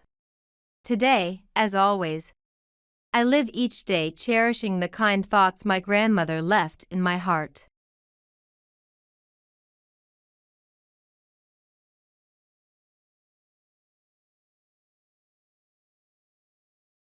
The remittance is too little. Are you mocking us? Suddenly, I was yelled at by my parents over a furious phone call. I was confused by my father's words. According to him, my sister was remitting $4,000 every month, while I was apparently mocking them by sending only 50 cents. That can't be true. I send $4,000 every month, I asserted. Huh? What are you talking about? It's your sister who sends $4,000. She's a model and earns a lot of money. Don't lie. Your sister is so capable, and you. My father grumbled. Then my mother, who took the phone from him, scolded me with an exasperated sigh. Just because you moved out, you're probably wasting money, right? Your sister is working hard and trying to make things easier for us. But you only think about yourself. You should learn from your sister who sends $4,000 every month. From a young age, my parents doted on my sister. I couldn't understand the true intention behind their words, and felt speechless with sadness. Why was it believed that I only sent 50 cents? While puzzled, I decided to stop all remittances as my parents had stated. My name is Rose. I am a 28-year-old employee at a food processing company. I have a sister, Alyssa, 5 years my junior. From childhood, Alyssa had well-defined features and looked like a doll. Her appearance was angelic, and passers-by would turn their heads to look at her. Adults would often praise her, saying how cute she was. Compared to her, I was quite plain, so the adults would chuckle and say, "Rose is just so ordinary." Moreover, my parents adored the cute Alyssa, hoping to make her a model or celebrity in the future. The difference in how my parents treated Alyssa and me has been clear since I was conscious. As a child, I wore hand-me-downs that were worn out, while Alyssa always received new clothes. Alyssa was allowed to take any lessons she wanted, while I couldn't even attend cram school. Alyssa, raised as the darling of the family, became increasingly selfish. Rose's things are my things. My things are also my things, she would say, and took all the stationery I liked. Whenever I said something, my parents invariably dismissed me, saying, "Rose, you're the older sister, so be patient."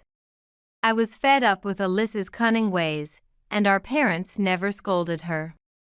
I was hurt by our parents' blatant attitudes, but resigned myself to it.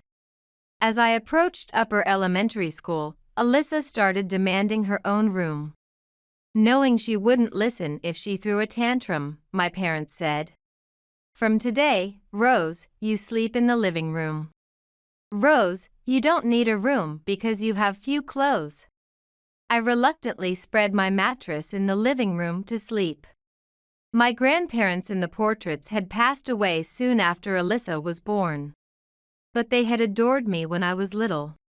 My grandfather, who named me, loved Rose. And since I was born in the spring when the roses were in full bloom, he named me Rose. As a child, I remember feeling warm and comfortable on my grandfather's lap. Rose, even if things are hard, they will eventually end. And happiness will bloom again like Rose, he used to say.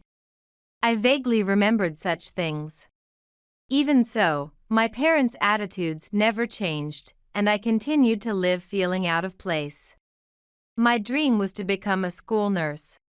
And I told my parents I wanted to go to university, but they opposed it, saying, "We don't have the money, so work after high school graduation. You don't need education, and we still need a lot of money to take care of Alyssa. So you should cooperate for your sister." It was clearly not a situation where I could pursue further education. However, our family was not poor, just a very ordinary middle-class household. My parents were stingy with money for me because of Alyssa, so eventually, I attended a commercial high school, and Alyssa attended a prestigious women's university. After graduating from high school, I got a job at a small company and decided to move out. Ideally, I would have liked to live at home until marriage to save money. But I could see that staying at home would only continue the oppression. I rented a cheap studio apartment near my company. Living alone was more comfortable since my family home had not been a welcoming space.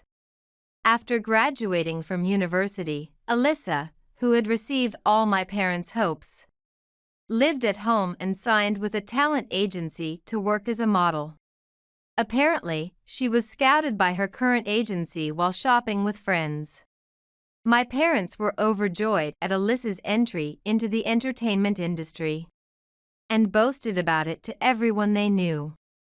One day, unusually, Alyssa contacted me, proposing to repay our parents for raising us. Now that both of us have grown up, we should make things easier for Dad and Mom. Let's be filial together from now on. Alyssa spoke cheerfully in a very good mood. I thought, Alyssa, who used to only think about herself, has grown up. So, I was thinking about what Dad and Mom need, and I guess money would be best. How about sending about $4,000 a month? $4,000? I was surprised at the higher amount than I expected. I thought, modeling work must be doing well. If both of us send money, I'm sure Dad and Mom will be really happy. Let's start sending money from this month. I felt a slight discomfort in her words, but our parents had debts from raising us. As they wanted to repay those debts quickly, I agreed.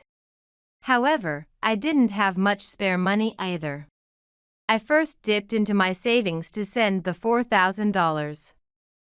My monthly salary was $3,000.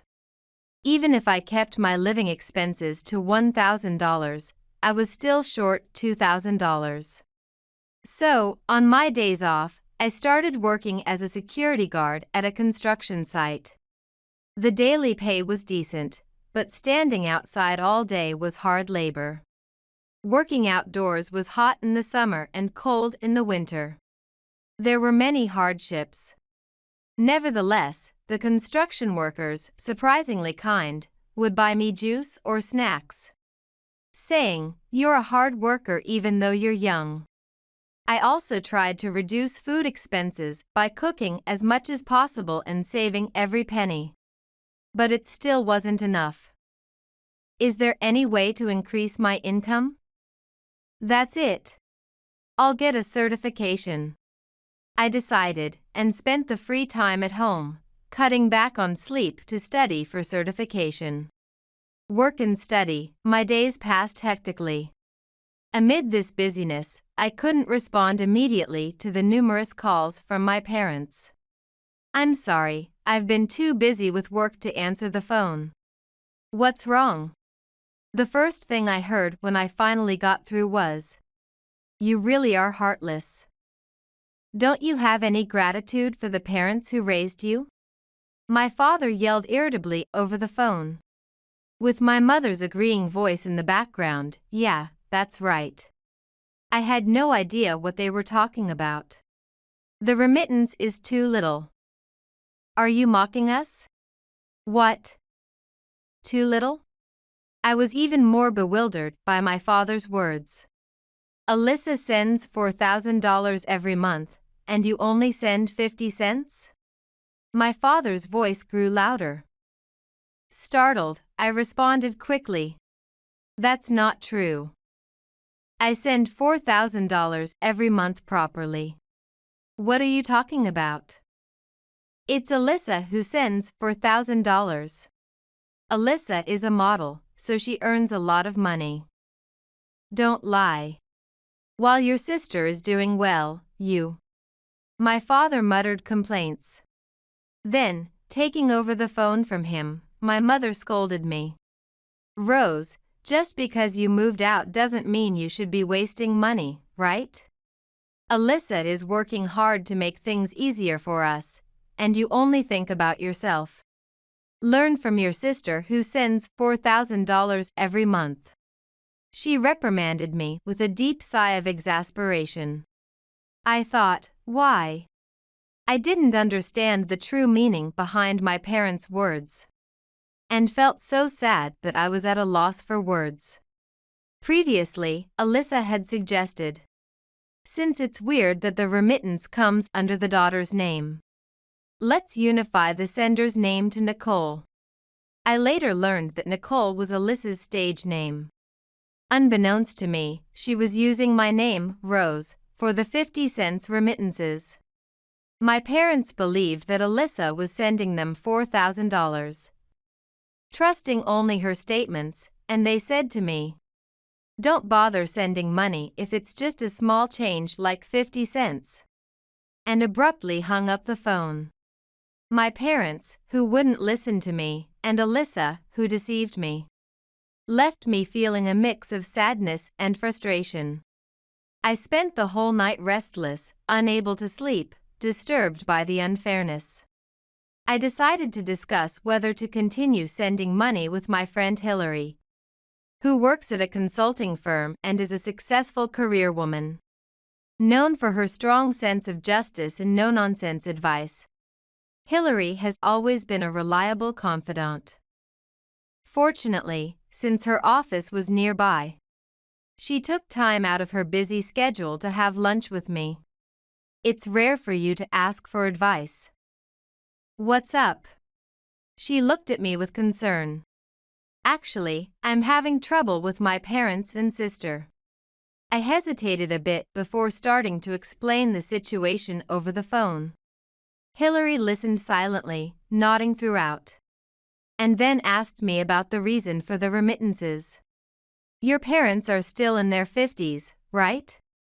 They're young. Do they really need so much money? She was also surprised at the monthly amount of $4,000.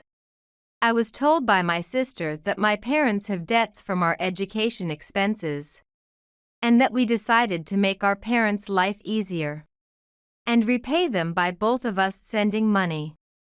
Hillary looked skeptical and reassured me. But the university costs were mostly for Alyssa, right? If your father is an office employee, he should have a stable income. So you don't need to overexert yourself, Rose. It's strange that they suddenly need $4,000 every month, when they've been living normally up till now.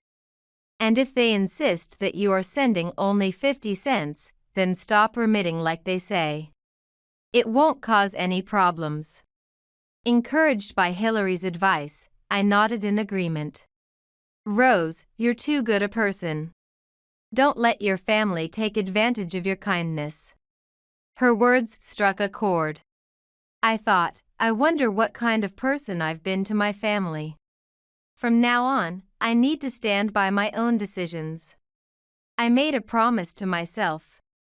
2 months after I stopped the remittances, my phone rang persistently. And it was Alyssa calling to demand remittances. Oh, Rebecca, I've been calling all morning. Answer your phone. And that's terrible of you. We promised to ease our parents' burdens, so why did you stop sending money? Alyssa ranted furiously. It's tough over here too. The electricity and water bills are overdue, and we don't know when they'll be cut off. She claimed that life had become difficult for our parents since the remittances stopped. However, I knew that the remittances were being used for Alyssa's vanity and our parents' wasteful spending. Fortunately, Hillary, who has many connections due to her job, casually inquired with a friend who knew Alyssa's friends and found out the truth. When I heard your story, I thought it was strange. It seems Alyssa has been living luxuriously.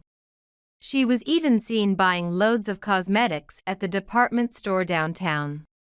Hearing this from Hillary filled me with indignation, especially since I couldn't even afford to buy new clothes and was saving every penny. According to Alyssa's friend, she said, "My big sister is my wallet, so she needs to work hard and send me money. Lately, there's been no remittance from her, and it's really bad. If this continues, I won't be able to afford spa treatments or high-end cosmetics." It was also revealed that my mother was buying loads of designer goods, and my father was hardly working, instead spending time at casinos. It was absurd to sacrifice my well-being to support my family's irresponsible lifestyle. I know everything.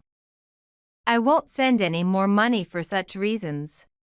Dad is still working, so don't contact me ever again. I firmly refused. A week later, I heard from Alyssa. This time it was my parents calling. When they questioned Alyssa about the missing $4,000 remittances, She finally admitted that it was actually me who had been sending the money. "I have no money, so don't rely on me," she revealed reluctantly. Alyssa had been telling our parents that she was earning well as a model. But in reality, she wasn't earning much and had become a burden to the talent agency. The only jobs she got were occasional gigs as a catalog model for a cheap mail order site, and even those paid little. Her lack of singing or dancing talent and charm meant she had no real skills to succeed in the entertainment industry. When this was revealed, my sister was scolded severely by our parents. "We've scolded Alyssa harshly. You just keep sending us money like you used to." Of course, there was no apology for calling me a liar. "As expected, you are reliable. Prepare and send the money for last month and this month as soon as you can." My parents, now demanding past remittances, showed their true greedy nature.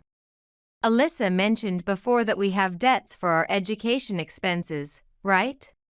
Out of sudden curiosity, I asked. "There's no debt. Your education was paid for with the money left by your grandparents," my father answered bluntly.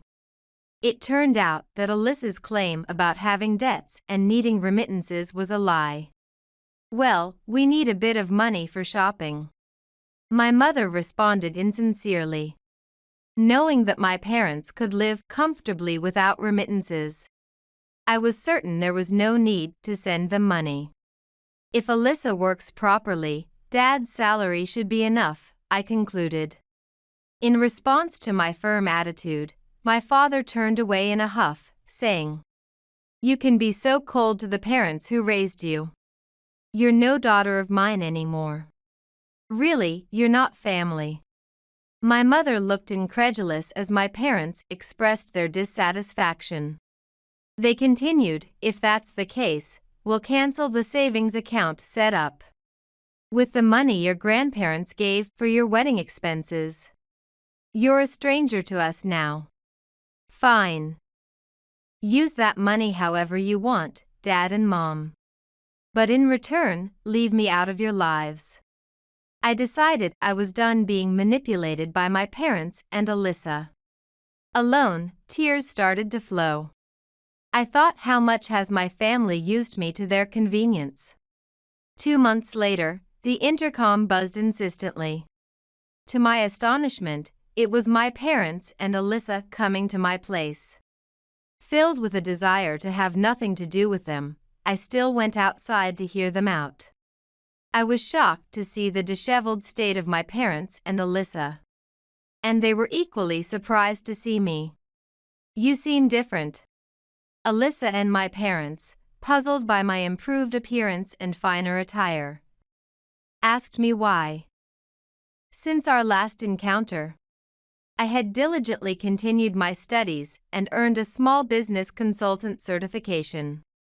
With Hillary's introduction, I had changed jobs, which, along with the certification, had increased my income. I'm now a team leader at my new job. It's very busy every day, and since my home is far from work, I decided to move to a newly built apartment. I stated this matter-of-factly. Then, one after another, they made selfish remarks. "If you can afford it, help us out. We're family, we should help each other when in trouble. Give us some money." Knowing I had money, my parents and Alyssa clamored for it. As I listened, Alyssa mentioned that modeling had become difficult. "The modeling industry is tough. It's also ephemeral," she said, almost crying. The glamorous aura she once had was gone. Struggling in her work, Alyssa had been approached by another talent agency promising she could become an actress. She decided to take the chance with my parents' help, borrowing money to transfer to the new agency. A high membership fee was required, and my father had even paid his early retirement severance pay. But it turned out to be a scam. Once they paid, the agency's manager disappeared, and all contact was lost. I was appalled at their carelessness for signing a contract without proper documentation. You shouldn't be here. You should go to the police right away, I urged as a loan shark appeared. Are you related to them? It seemed we had been followed. I learned that my parents and sister had borrowed a large sum from loan sharks, believing acting would bring in a fortune. Furthermore, Alyssa was venting her frustrations about her unsuccessful entertainment career at nightclubs. Her money was gone. My parents also gambled on casinos, hoping for a quick fortune, and ended up penniless. I felt no sympathy for their impulsive actions. When asked by the loan shark about our relationship, I stated firmly, "They are strangers. I have absolutely no connection with these people," and walked away. Later, my parents filed for bankruptcy to handle their debts. They had to sell their house and moved into a dilapidated apartment building over 60 years old. Both registered with a temporary staffing agency to scrape together a living. My father's next job was as a security guard at the construction site where I used to work. I hope we can get along from today. Oh my, a middle-aged man, huh? Nice to meet you. We used to have a young girl working hard here because she needed to send money home. Nowadays, parents making their daughters work security to send money home. Some parents are just monstrous. My father's face contorted. And Alyssa, having given up on modeling, dove into the nightlife world but was quickly fired from clubs and lounges due to her selfish nature, eventually eking out a living at a rundown snack bar.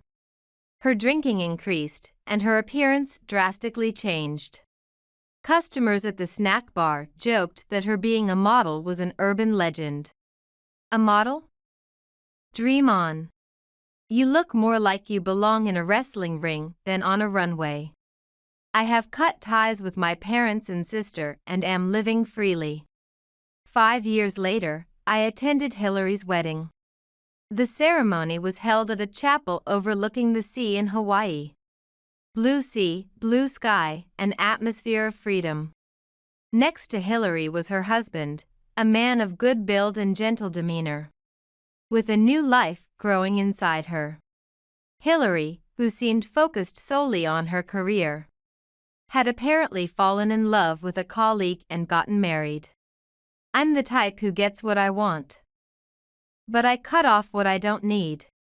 So, Rose, be true to yourself. Hillary laughed cheerfully, and her husband next to her chuckled softly. Don't abandon me. Hillary, thank you for everything. I wish you happiness always. I returned the sentiment with the brightest smile. Celebrating at Hillary's wedding, which had set me free, I expressed my gratitude once again. As the emotional ceremony neared its end, a man breathlessly arrived late. He seemed to be a friend of the bride and groom. Later, Hillary introduced me to this man named Samuel, nicknamed Sam by everyone. He was tall, healthy-looking, with a refreshing smile, and ran his own architectural firm. I really wanted you to meet him, Hillary said with a mischievous grin. Caught up, Sam and I laughed together and found common ground, planning to go out for drinks together. It felt like roses were about to bloom. I had decided to pursue both love and my career, to walk my own path in life. Grandpa, are you watching over me from heaven? I will make my own flowers bloom.